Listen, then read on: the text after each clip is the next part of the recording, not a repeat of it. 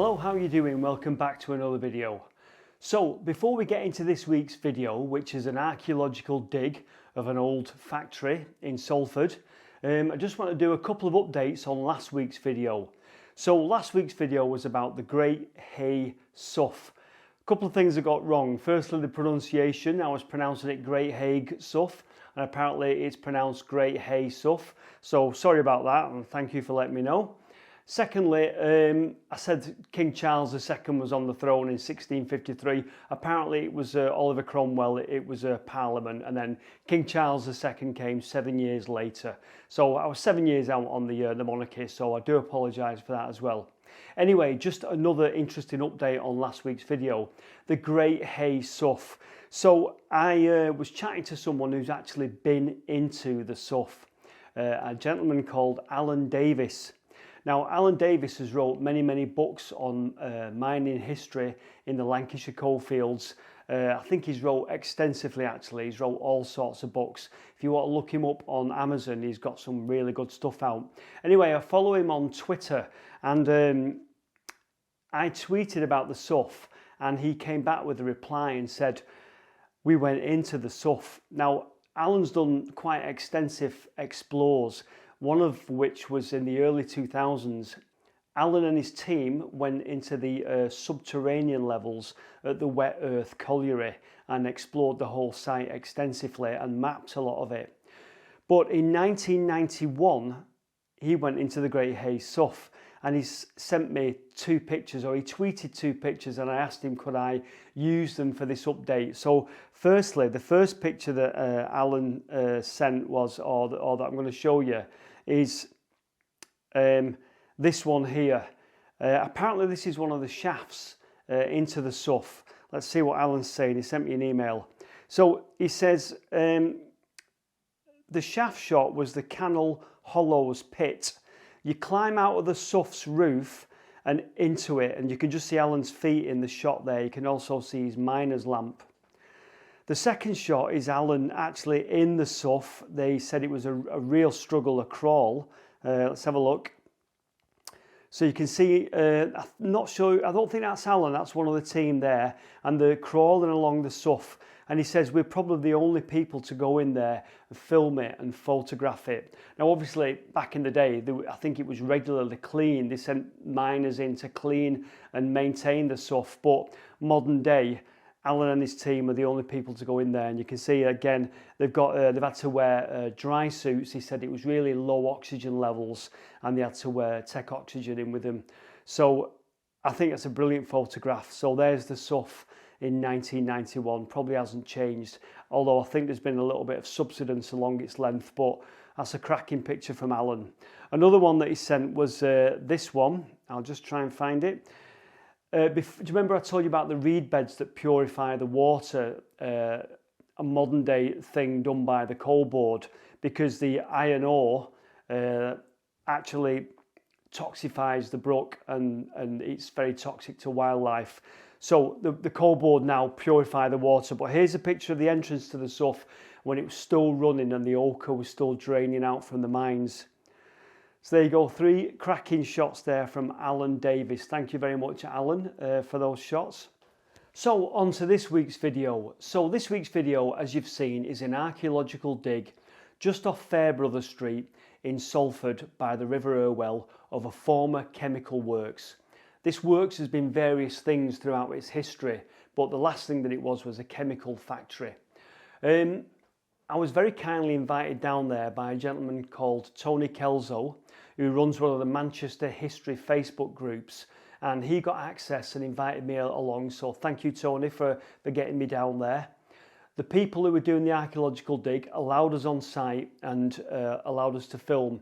The only proviso was that he didn't want us to put the video out immediately. He said, if you're going to do a video, just put it out later when we've done the dig and we hand the site over to the contractors, the developers.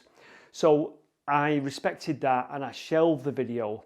2019, it was a great year. You could go out and about, you could go places and explore and make videos. And of course it became a busy year and the video remained shelved.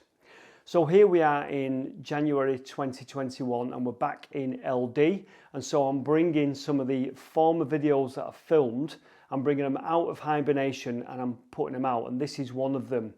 So like I say, thank you Tony Kelso, thank you to the people who did the archaeological dig, and we'll crack on with the video.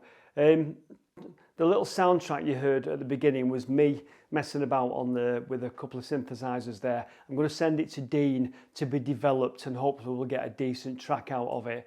Anyway, that said, here we go, an archaeological dig in Salford just by the River Irwell. Hello, welcome back to another video. So I'm in Salford today. Down there is the River Irwell. Behind me is Odsall Lane and I'm just off Fairbrother Street, if you know the area.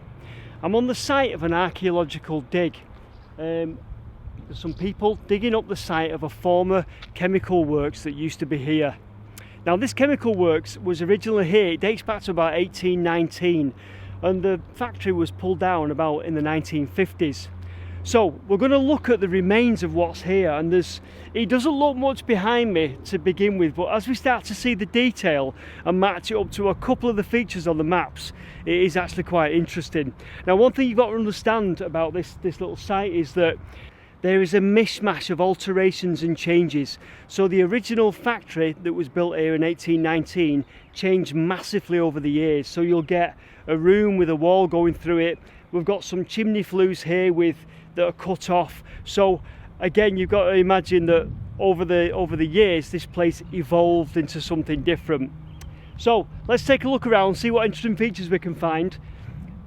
What's it going to be after we've looked round? Well, you've guessed it, it's going to be Riverside Apartments. So we're quite lucky to be down here today and to be able to see the remains of this former chemical works.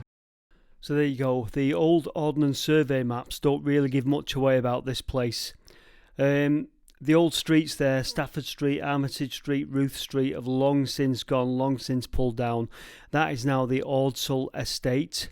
The only thing I can show you is if you look to the right there near Fairbrother Street, you'll see it says CHY, that stands for chimney. I can possibly show you that chimney. Anyway, let's crack on. So one of the first things we're going to look at here is the chimney. Now I probably just showed it you on the map, but there was a chimney here it was an octagonal chimney. And the bricks are about, I'm just going to count now, 1, 2, 3, 4, 5 bricks thick. Obviously, again, probably been pulled down at some point, something's cut through it. But what is more interesting and is more intact is that the old flues are still here for the chimney. Just take a look at this. See, so we're not looking at this thing here, it's this dome of bricks here that was one of the former flues for the chimney.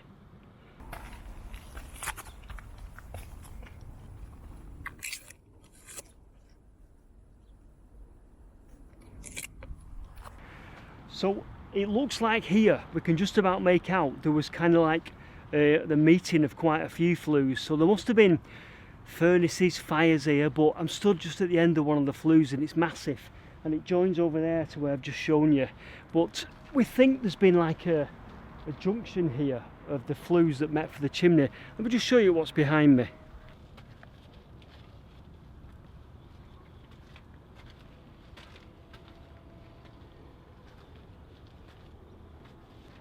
So this has obviously been some kind of underground flue. You can see it's still marked black from all the fumes it's obviously carried up to the chimney, but there's a brick wall through it, so we don't know if later on it's been altered. They've put the brick wall here.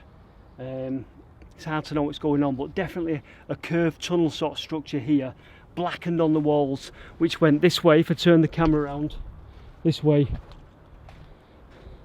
into that pipe there, or into that flue there, that then came up here to the octagonal chimney base here. So behind me are some quite deep excavations. Not quite sure what they are. Like I say, it's very difficult because there are no plans for this factory. You just look at a map and you just see a square on a map that says chemical works. but there's two big blocks here at the side of me with big holes in, and we think those are probably the beds that, for some big machines or something like that. And this place is littered with these big blocks that held huge machines possibly.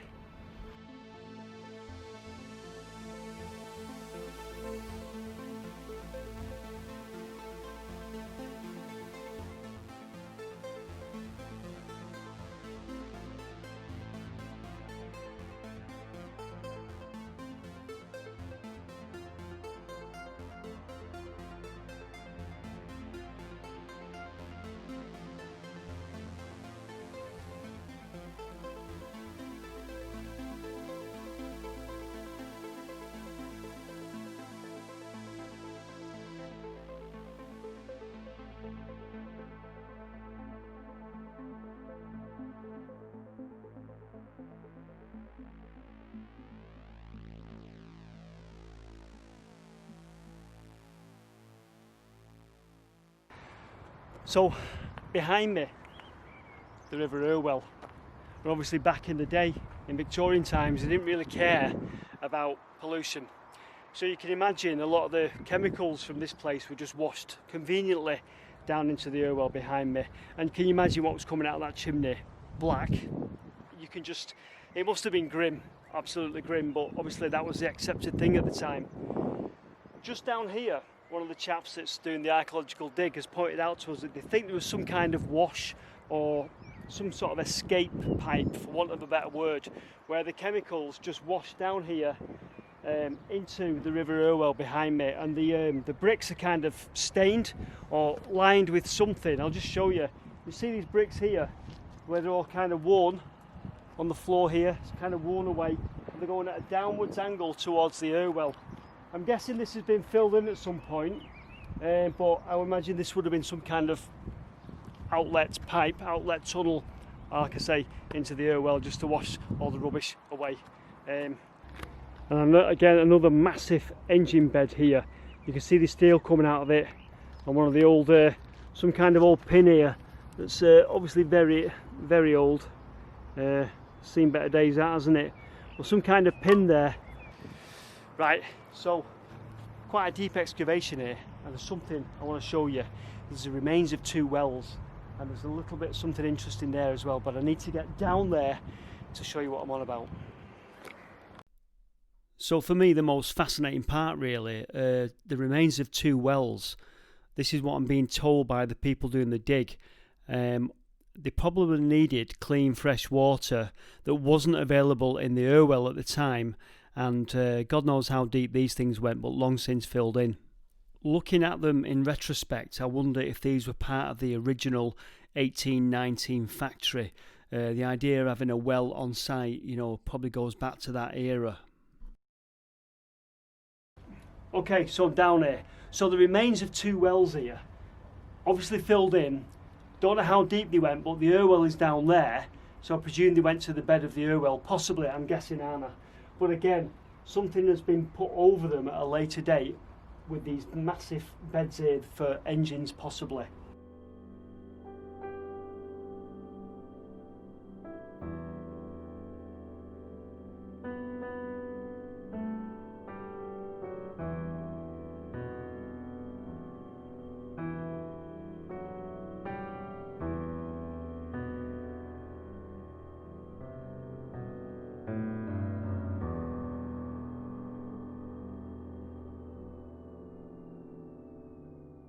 Some kind of wood-lined tanks here as well, possibly.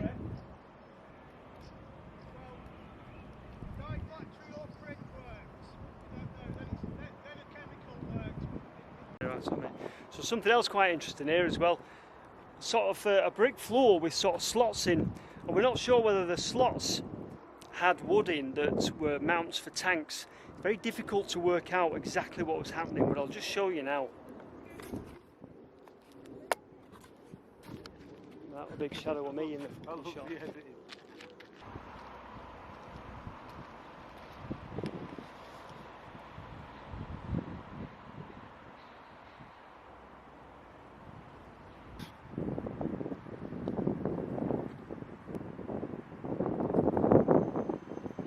So again, just down here on the floor is another one of the flues, and it's really intact, but there's a hole in, so we can just maybe have a little tiny peer down into it.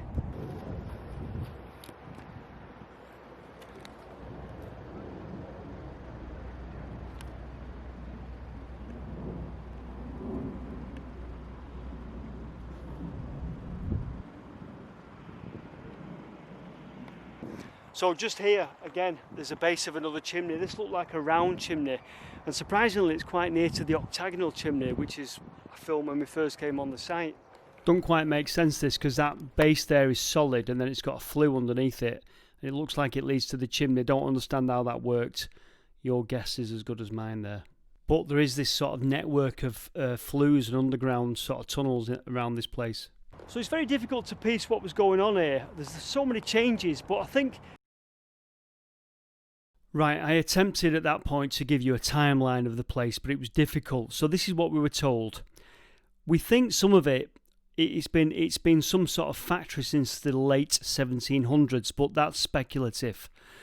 1819, we think it was a dyeing works, the dyeing of fabrics, probably from the spinning mills that were starting to emerge in Manchester.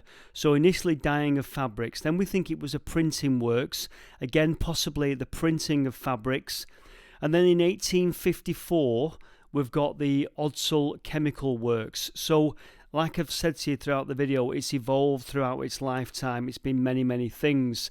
I looked up a report on the development of the site, and it gave just a very brief little bit of information. I'll show you this information now. There you go, and it's brief. The former uses of the application site include a chemical works, chimneys, boiler houses, a filter pond and reservoir are known to have been associated with them, which present a high risk of land contamination. So that's all we've got to go off from the modern day report. I think one of the pivotal times was 1850s. That seems to be when a lot of the changes were made. A lot of these massive stone bases were put in for some of the machinery that was here. Certainly some of the stone bases that cut over those wells was probably put in the 1850s, and that paddle mechanism. So I don't know that they worked together. I think maybe initially there was wells and later some sort of mechanism, maybe when the wells had gone out of use. But again, I speculate. And your guess is as good as mine, but it's a really interesting place, and it's not until you start looking at the detail and seeing the flues underneath the floor and seeing the machine bases and the remains of fireplaces that you just think, wow, this is incredible. And it's such a shame that in a couple of weeks from this video it's all going to be gone. So this part of the factory, just down by near the River Irwell, we think this was a set of offices. And amazingly, we think there's a remains of a fireplace here and the hearth and everything. I'll just show you. So you've got probably an outlook there over the River Irwell, some kind of remains of offices here, right next to the wash that took the chemicals down into the river. But here, as you can make out, right, this is a fireplace just underneath my hand there. You can't see much that it was a fireplace, but the gentleman showing us round said, we think this was a fireplace in an office. So there you go. Is a hearth. Possibly a huge fireplace, maybe where the boss sat. And there's the base of the fireplace there, where the fire would have been. And then obviously the perimeter of it there. Right, so there you go. A lot of speculation on my behalf. I know that. But it was difficult to make sense of what the thing was. And the gentleman that was doing the dig, or the man that we talked to, was being helpful, but he was very busy. And we were saying, what's this bit? And he's shouting over and saying, it's probably this, and what was it before that? And so it just is what it is. We very much speculated. Even the people that were there, I think were finding it difficult to chart the bits of the original factory and the bits that came later. And that's why you had things like flues with walls going through them and things like that. So I do apologise if it's a lot of speculation and this could have been this and that could have been that, but that was the way it was. But the thing about it is, you've seen it now, we've all seen it, and it was lovely that we were there, because guess what? I can't go down there to look at the site now, but I've looked on Google Maps on the aerial view, and guess what? It's been developed, and as you can see from this picture now, there's vehicles on there. It's still, nothing's been built at the moment, but you can see the builders' vehicles and everything, and the whole thing will have been ploughed up now, and it's gone forever, because guess what? It's going to be probably apartments, and they'll call them something like Waterside or something like that, you know, the way they do, and you just think, I remember this when it was all fields, I remember this when it was a factory. But yeah, so a little insight there into what was and what has now gone forever. Right, so there you go. So as much as possible, I'm going to try and get out and about, maybe local, or go to places and try and film things if I can. I have got a couple of things in the archives that I might try and dig out. I'll try and get a video out every week if I can, but we'll have to try and hobble along until March or mid-March or April, as to when this LD, I can't bring myself to say it, as to when this LD finally finishes and we can all start going out and about again. So thanks for watching. Please bear with me. I'll try and keep the videos coming. Thanks for your support. Really appreciate it. And I'll see you next time in the next video. Bye for now.